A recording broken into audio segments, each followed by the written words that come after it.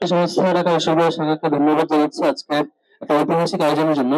টিএসসিতে শুধুমাত্র নারী শিক্ষার্থীদের নিয়ে নারীদের প্ল্যাটফর্মের পক্ষ থেকে এরকম আয়োজন সম্ভবত ইতিহাসে এটা প্রথম। আমার জানা নাই যে নারীদের কোনো প্ল্যাটফর্ম নারী শিক্ষার্থীদের নিয়ে এত বড় জমায়েত করে এত সুন্দর আয়োজন করে ইফতার প্রোগ্রাম করেছে। আমার জানা মতো এটা প্রথম ইতিহাসে।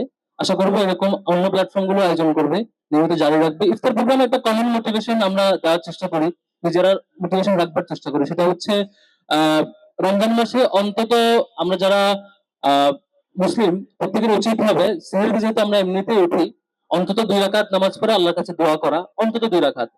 সাধারণত পুরো বছর আমাদের উঠে তাহাজ্জুদ করার সুযোগ হয় না ভোর রাতে। রমজানে যেহেতু এমনি উঠা হয়, কখনো কখনো আমরা এমন ভুল করি যে শুধুমাত্র খেয়ে আবার ঘুমিয়ে পড়ি। তো এটুকু রিকোয়েস্ট সবার প্রতি, আমরা চেষ্টা করি সবাই, আমি নিজে সহ, যে প্রত্যেকদিন অন্তত 2 রাকাত নামাজ পড়ে আল্লাহর কাছে চাওয়া দোয়া করা।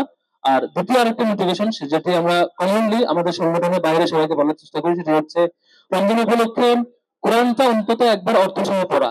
আল্লাহ আমাদের জন্য কি বাণী পাঠিয়েছেন, কি জানানোর চেষ্টা করেছেন আমাদেরকে, কোরআনে কি কি বলেছেন, অন্তত রমজানে একবার অর্থ সহ পড়ার চেষ্টা করা, যার মধ্যে দিয়ে অন্তত আল্লাহকে বলতে পারবো আল্লাহ আমরা রমজানকে নিয়ে কাজে লাগিয়েছি।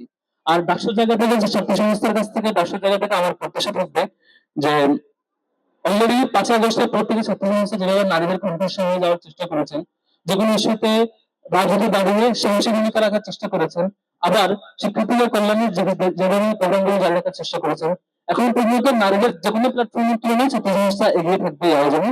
তবে আমি আশা রাখবো ছাত্র সংস্থা দেশব্যাপী তার মতো করে নারী শিক্ষার্থীদের শক্তিশালী প্ল্যাটফর্ম হয়ে সকল শোকে ঢুকে সকল ধরনের ক্রাইসিসে সংকট মোকাবিলায় তার সর্বোচ্চটুকু চেষ্টা জারি রাখবে এবং নারী শিক্ষার্থীদের একমাত্র প্রতিচ্ছবি হয়ে উঠতে পারবে, সেই আশা রাখবো আমি।